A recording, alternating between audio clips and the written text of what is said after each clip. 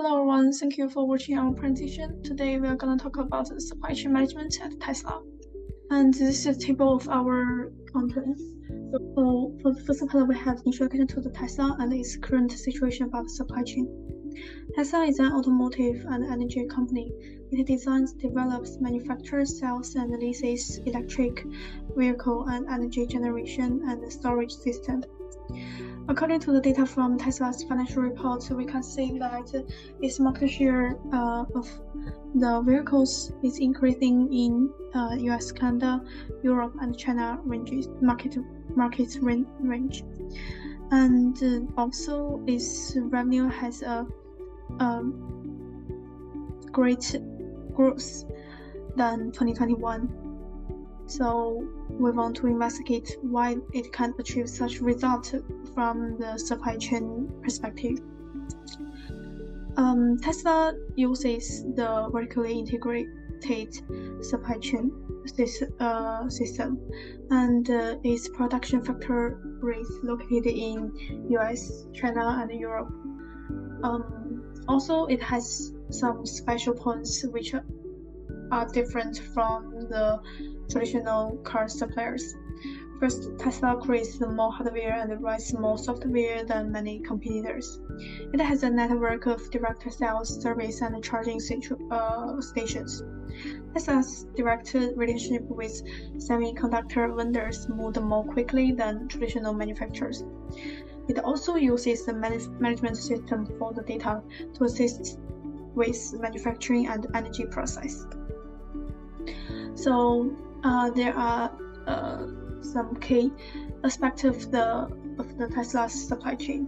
So for the first, raw materials. Tesla's raw material comes from external procurement and its own production. It also has the battery production factories, where it produces the batteries for its own vehicles. And the Tesla vehicles are produced in the factories located in the US, China, and Europe. The production process involves the assembling the battery cells, motors, and other components to create the finished vehicle. And once the vehicles are produced, they are transferred to the various markets around the world. Tesla has its own trunks, and also it will rely on the third-party logistic providers. And for the sales and the service aspect, Tesla sells its vehicles through its own retailer stores and the online platforms, which is kind of the directed to the customer system. So why Tesla uses a vertically integrated supply chain? I have 4 points here. The first is that it will have a good quality control. By this supply chain system, Tesla has a great control over the quality of the components and the material used in its vehicle. And also, Tesla is known for its innovative technology design, and by vertically integrating supply chain system, the company can more easily develop and implement the new technologies and the process. And also,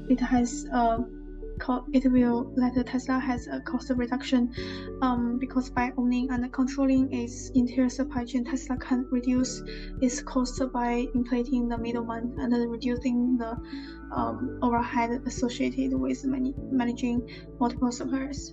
And also, it will allow Tesla has a faster time to the market. The company doesn't need to rely on the external suppliers and can quickly adjust its production process to meet the changing market demands.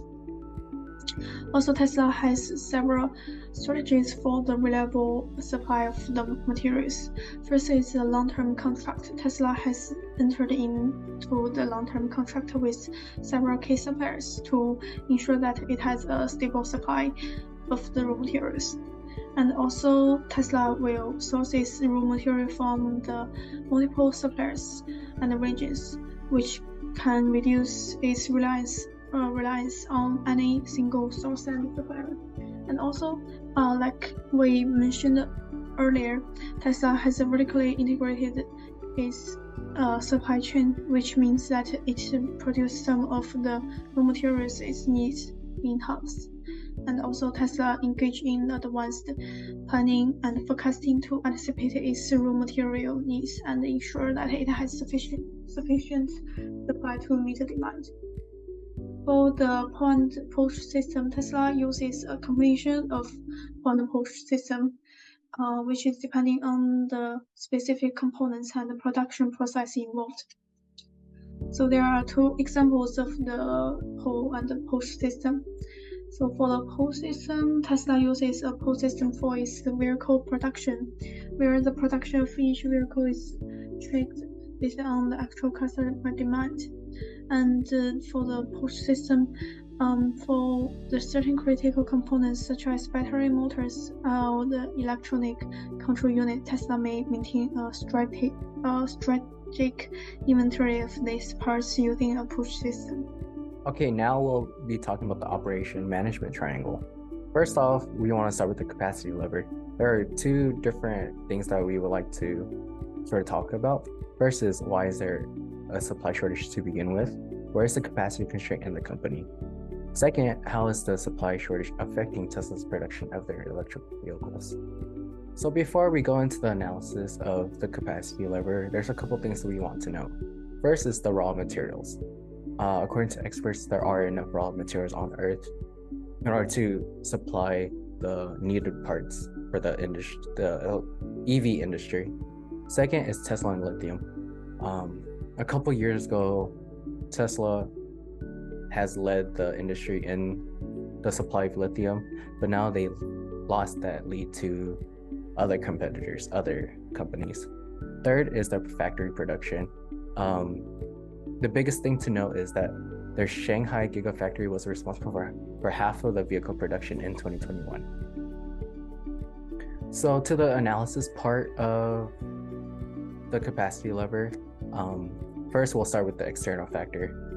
Like I said before, experts have said that there's an abundance of raw materials on Earth to supply the parts that Tesla needs for their products. So therefore, it is safe to say that raw material availability is not the problem. Second, we'll talk about internal factor. Tesla currently, or at the time of the supply shortage, Tesla did not own any lithium or mining companies due to the fact that Elon Musk did not find it necessary to make these investments to acquire these companies. And as a result, Tesla's competitors pounce on the opportunity to supply so much money to these suppliers in order to gain an advantage in lithium and in mining. And thus, Tesla is left at a disadvantage now.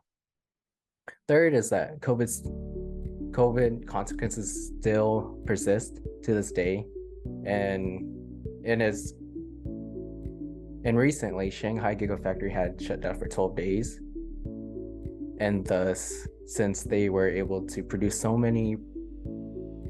much of Tesla's products, you can imagine how much it set them back in inventory levels.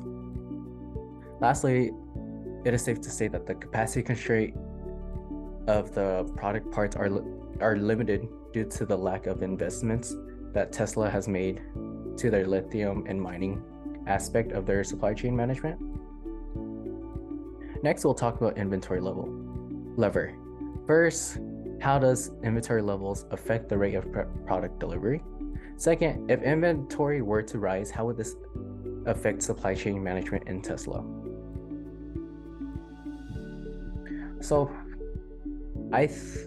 we believe that the biggest thing to note is that low levels of inventory will result in increased backlogs and lead time. So as we discussed before in the capacity lever portion of the presentation, the lack of supply that they have for lithium and raw materials and the refinery factories that they have and the processing factories that they have will result in less materials that they have to produce their EV electric vehicles, and thus Tesla will have to be forced to stop taking pre-orders for certain models in order to focus on the more popular models that customers are looking for, and thus people will be forced to wait longer for their for their products to be received. And in the meantime, Tesla might lose a lot of their customers, a lot of their revenue to their competitors, since customers may prioritize receiving their products faster than the actual quality of the product itself. Next, with possible increased inventories, there might be some effects that Tesla needs to sort of plan for ahead regarding their supply chain management. So first is regarding the Tesla buying experience. Currently, Tesla does not use any third-party dealerships to help with their transaction of their products, and thus customers are able to buy Tesla through the website, and it just might serve as a problem in the future, because currently Tesla is responsible for sales and storing inventory, and if inventory is increased to the point to be able to meet demand, they might face with the issue of having to pay the cost of storing Teslas in a warehouse for it to be ready to be bought, and that might eat into the revenue of Tesla. Second is the manufacturing portion of the supply chain management. If they want to meet the high demand, they might have to consider establishing limitations on customizations in order for them to mass produce or perhaps produce in batches. Next, we'll be discussing the time lever, and more specifically, the following two questions. So one, how accurate were Tesla's demand forecasts in recent years? And two, with a more accurate demand forecasting model, how will this change Tesla's supply chain management and how it operates? So on the next slide, we have the current lead times for new orders, as this is a good indicator of their ability to forecast and meet demand. And as you can see, a lot of new orders would be fulfilled by the end of the month, and the furthest estimated delivery date is for the long-range Model Y at roughly 3 months. And while this isn't perfect, 3 months can be a long time to wait for a new car. They're doing fairly well as they continue to adapt to their rapidly increasing demand. Their lead times weren't always so short though, and they did struggle to meet demand in prior years, to the point where certain models had lead times greater than a year. And despite the fact that they stopped taking new orders months ago, they are still working through the backlog of long-range Model 3 orders and aren't taking new orders yet. These struggles aren't entirely due to a poor demand forecasting model though. As previously mentioned, they have been dealing with chip shortages and raw material shortages in their battery production. Additionally, gas prices skyrocketed, which led to unprecedented demand for electric vehicles, and they were also operating at reduced capacity due to COVID shutdowns. And when you combine it all, it was really an odd situation they found themselves in. So even though they did struggle to meet demand recently, their ability to forecast wasn't necessarily the cause of that. This is supported by the fact that their wait times for new orders have continued to drop as these external pressures have lifted. And now to answer the second question about how their supply chain could improve with improved demand forecasting model. So first, they would be able to prepare for and better handle these shortages. It would also allow for more confidence in vertical integration, as vertically integrating other parts of their supply chain could be very costly and carry a lot of risk. And the last thing that they could do is to strategically locate their factories and delivery centers. And this would allow for reduced transportation costs and reduced lead times if they're expecting, demand increases in a certain region. And okay, now we're going to move on to product design. So for product design, Tesla doesn't offer very many customization options on their vehicles. So as you can see on the right-hand side, those are all the customization options available on the Model 3. So they offer 5 different colors, 2 different wheel options, and 2 different interior options.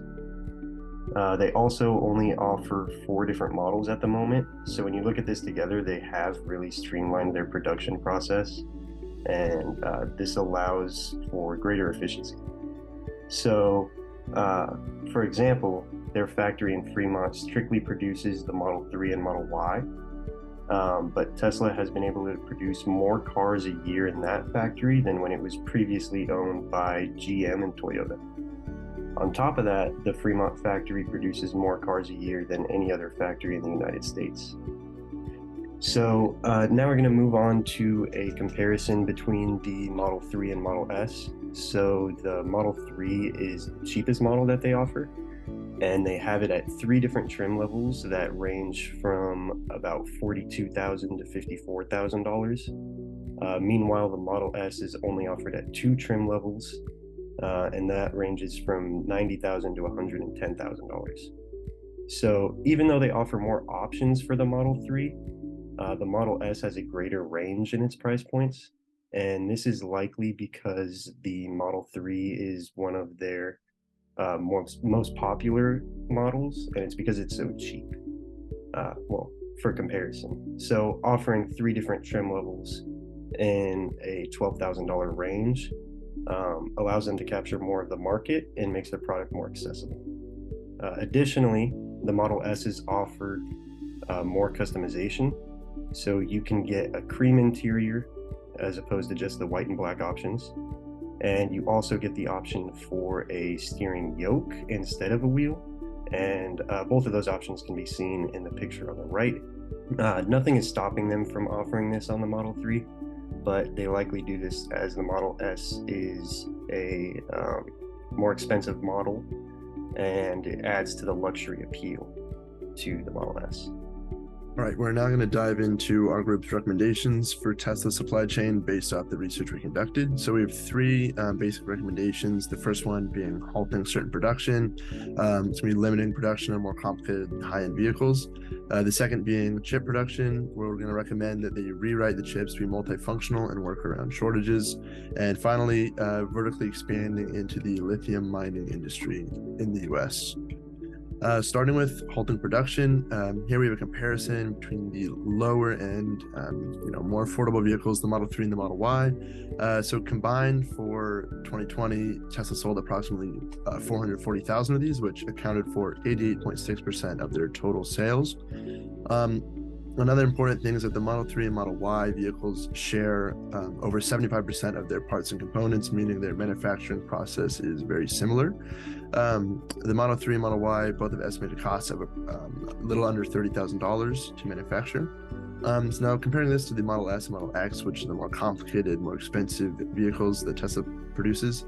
So these 2 models accounted for about 57,000 units in 2020. This is about 11.4% of total deliveries. So this is pretty small, doesn't represent a ton of Tesla's revenue. These have higher production costs, although we couldn't find this exact information. And these are also more sensitive to the component price fluctuations as well as raw material costs and shortages, as they require more complex processes. So we have a quick news vendor analysis broken down by the Tesla models. We've grouped the Model 3 and Model Y on the Model X and S. You look at the overage costs, you'll see it's overage and underage costs are higher for the Model X and Model S. We broke down, got their critical ratios, and calculated the optimal order quantity monthly based off of the yearly demand of 450,000 for the lower end and 60,000 for the higher end models. As you can see, it was just under 30,000 for the optimal order quantity for the Model 3 and Model Y, and just over 2,000 for the Model X and Model S. What's important to notice here is that Tesla does have the capacity to produce these lower end cars, the Model 3, Model Y, at that 30,000 a month rate, as well as deliver them with 1 month lead time or potentially less as they're going direct to consumer. So our recommendation is to focus on the production of Model 3 and Model Y. This will enable Tesla to improve their production efficiency, lower manufacturing costs, and cater to a broader customer base, and ultimately allow them to capture a larger market share of the EV market faster than other companies by being more available, shorter lead times, overall better customer experience, and this is majority of their business anyways. So we think halting the higher end models temporarily could be a really good move for the supply chain, get the lead times down and improve the experience. Now looking at the chip shortage, basically the situation here is the high-grade silicon computer chips and microcontrollers are used in every Tesla vehicle. There's multiple in each car. These are expensive. They use rare earth metals to be produced. And they're also impacted by the recent situation with China, where you're seeing, rules and regulations between the U.S. and China that are kind of barring and limiting the amount of chips that are being traded or produced in either country. Our recommendation here is to create multifunctional chips / software that can perform the function of multiple chips. This has already been proven that it could be done by Tesla as they've researched it. It is possible. They'd have to dedicate more of their, HR and software engineering resources towards this. But it is possible. It would limit the total number of chips used in every vehicle, which ultimately will reduce their demand for these chips as they are currently outsourcing them. They can also look into the chip recycling program. This will basically get their bottom line cost down for these chips.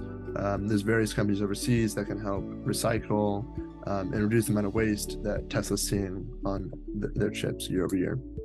All right, now moving on to the lithium mining situation. This is just a brief overview that Tesla uses over 80 million pounds of lithium every year in their vehicle production.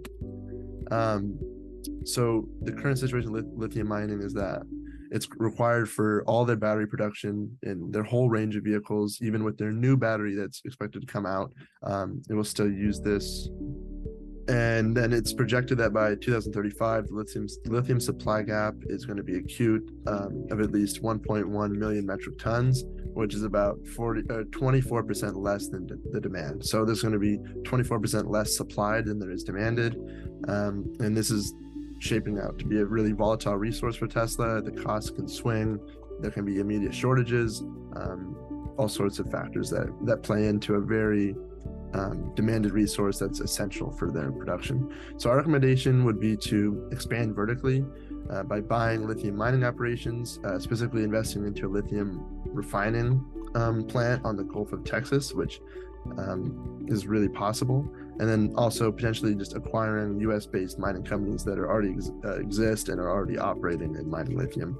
So we broke down the benefits here for Tesla. The major one being cost control. They get their bottom line down.